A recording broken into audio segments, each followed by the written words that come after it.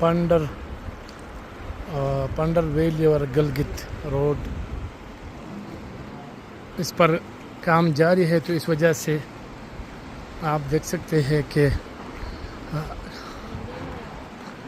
ये काम हो रहा है, तो ट्रैफिक बंद किया हुआ है और काफ़ी टाइम से लोग इंतज़ार कर रहे हैं। ये बिल्कुल हम पंडर के करीब पहुंच चुके हैं, लेकिन यहाँ पर चूँकि काम हो रहा है तो ये सूरत हाल है।